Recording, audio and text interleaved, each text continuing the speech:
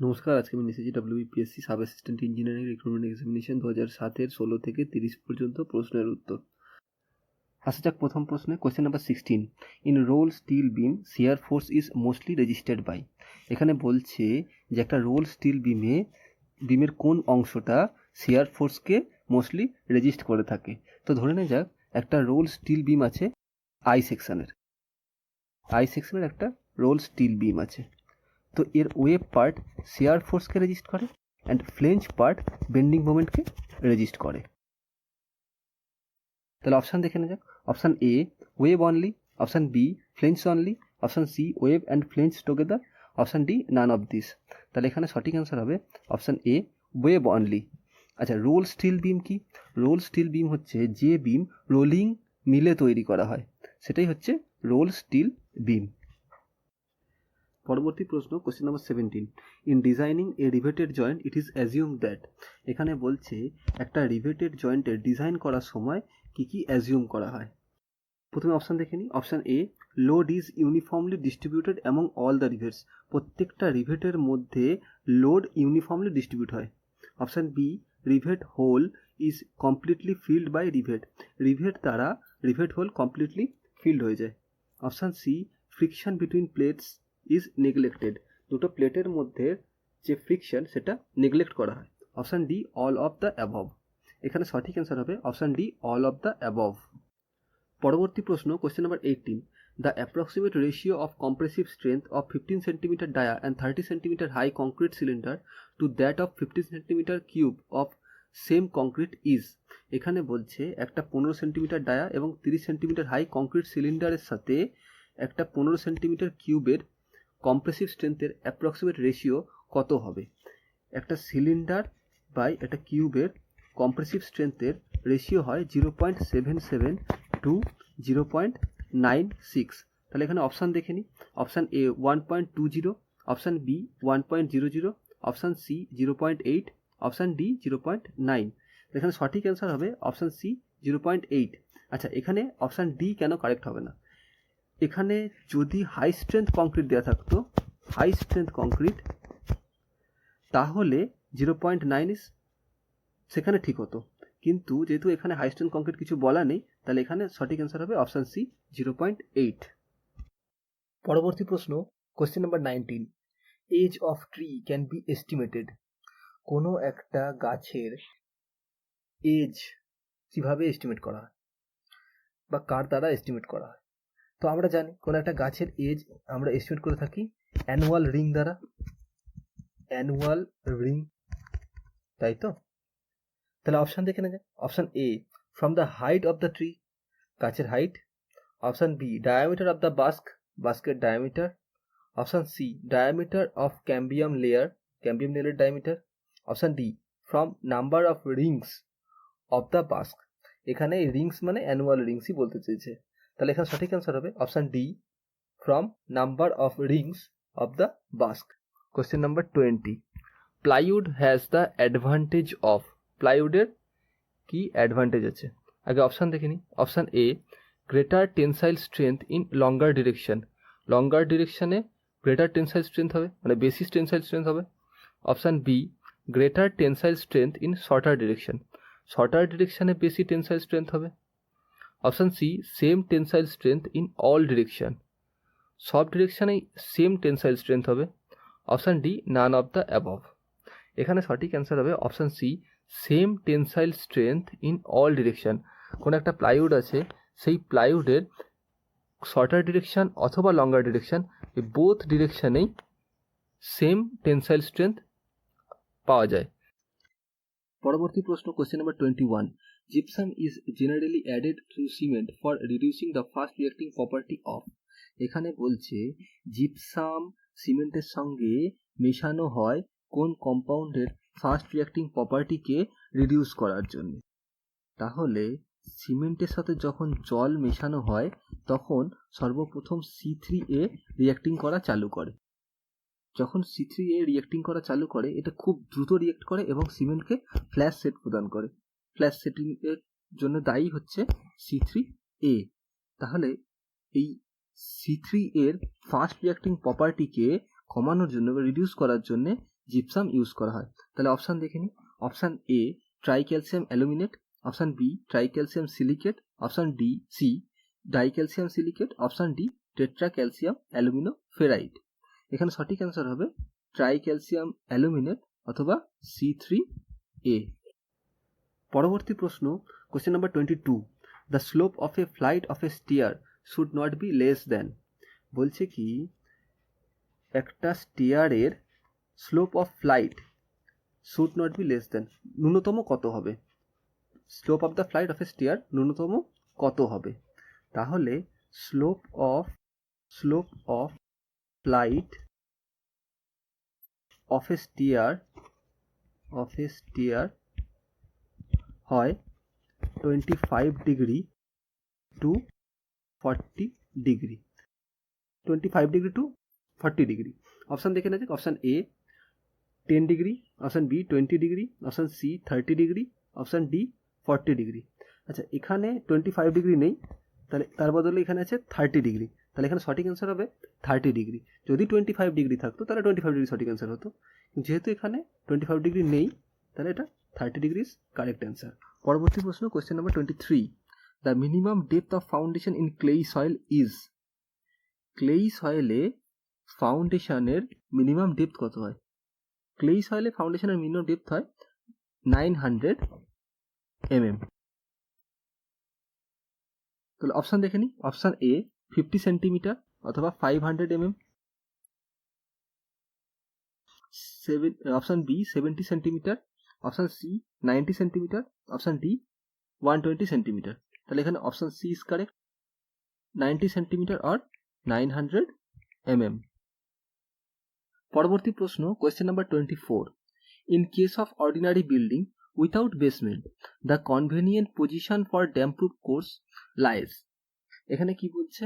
এখানে বলছে একটা অর্ডিনারি বিল্ডিংয়ে যেখানে কোনো বেসমেন্ট নেই সেখানে ড্যাম প্রুফ কোর্স যে আমরা প্রোভাইড করি সেই ড্যাম প্রুফ কোর্স প্রোভাইড করার সঠিক জায়গা কোনটা? আমরা একটা সাধারণ বিল্ডিংয়ে ঠিক প্লিন্থ লেভেলের উপরে ড্যাম প্রুফ কোর্স দিয়ে থাকি, বা প্লিন্থ লেভেলেই বলা যায়, প্লিন্থ লেভেলে আমরা ড্যাম প্রুফ কোর্স দিয়ে থাকি। তাহলে এখানে সঠিক অ্যান্সার দেখে নিই। অপশান আগে দেখে নেওয়া যায়। Option A ground level, option B plinth level, option C 15 centimetre above plinth level, option D between ground level and plinth level. এখানে সঠিক অ্যান্সার হবে অপশান বি প্লিন্থ লেভেল। পরবর্তী প্রশ্ন, question number 25, after a floor has been ground with a machine oxalic acid is spread and rubbed over the floor to. এখানে বলছে একটা ফ্লোরের ওপরে অক্সালিক অ্যাসিডকে স্প্রেড অ্যান্ড রাবড করা হয় কেন? রাব করা মানে মাজা, আর স্প্রে মানে ছড়ানো। তার কারণ হচ্ছে সেই ফ্লোরের যে সারফেসটাকে এটাকে গ্লসি দেখানোর জন্য আমরা অক্সালিক অ্যাসিড ফ্লোরে ছড়াই এবং সেটাকে মাজি।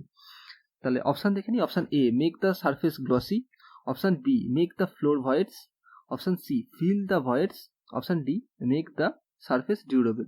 তাহলে এখানে সঠিক অ্যান্সার হলো option A make the surface glossy.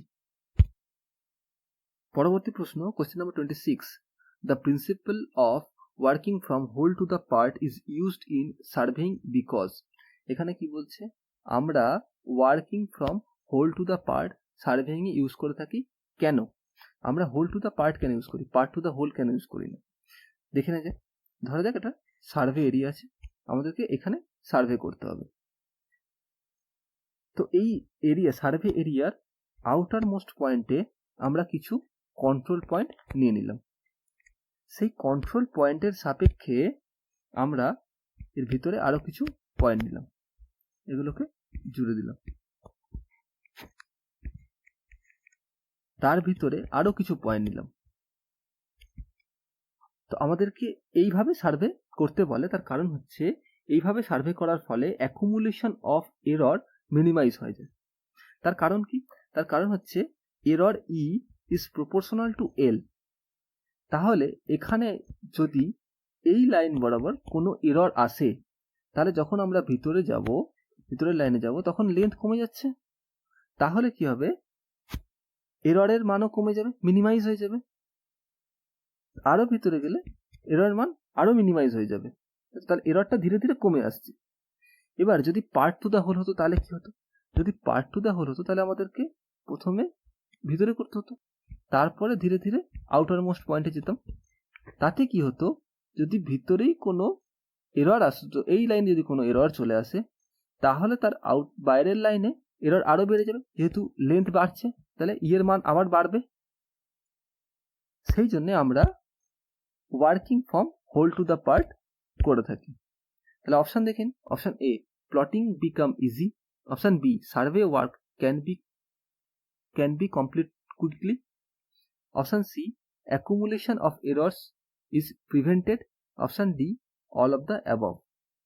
এখানে সঠিক উত্তর হলো option C accumulation of errors is prevented। পরবর্তী প্রশ্ন question number 27, the main object of running a tie line। এখানে কি বলছে, এখানে বলছে সার্ভেইং এ একটা টাই লাইনের মেন উদ্দেশ্য বা মেন অবজেক্ট কি। টাই লাইন দ্বারা আমরা নিয়ার বাই অবজেক্টের ডিটেল নিয়ে থাকি। কোনো একটা জায়গায় সার্ভে হচ্ছে, টাই লাইন দ্বারা সেই জায়গার কোনো একটা সেই জায়গায় একটা অবজেক্ট আছে, সেই অবজেক্টের ডিটেলিং আমরা টাই লাইনের মাধ্যমে নিয়ে থাকি। তাহলে অপশন দেখে নেওয়া যাক। Option A to check the accuracy of work, option B to take details of near by object, option C to take offsets of distorted surveying, option D none of the above. তাহলে এখানে সঠিক answer হলো option B to take details of near by object. পরবর্তী প্রশ্ন question number 28, if the length of a chain is found to be short on testing it can be adjusted by। এখানে কি বলছে, যদি একটা চেনের length is found to be short on testing, যখন test করা হচ্ছে তখন শর্ট হয়ে গেল, তাহলে এটাকে আমরা কিভাবে অ্যাডজাস্ট করব। অপশন দেখে নিই। Option A straightening the links, option B removing কোন or more small circular rings, option C closing the joints of the rings if opened out, option D all of the above. এখানে সঠিক answer হবে option A straightening the links.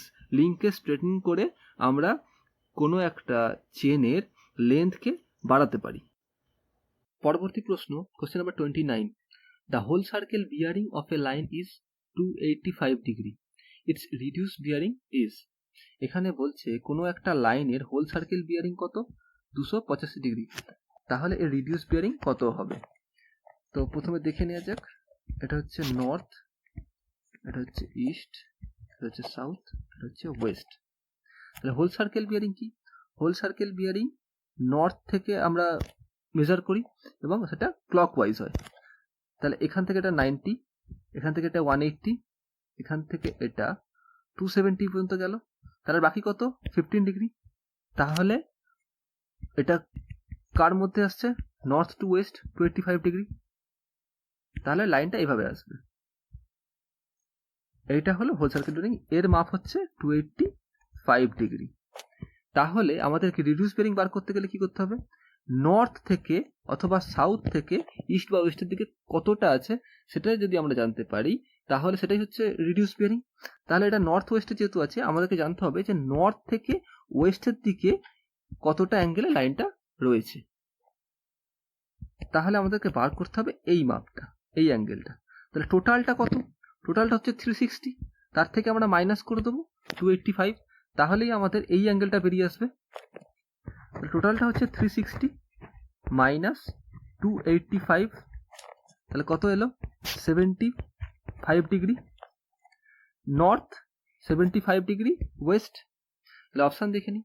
Option A north 15 degree west, option B south 15 degree east, option C north 75 degree west, option D south 75 degree east.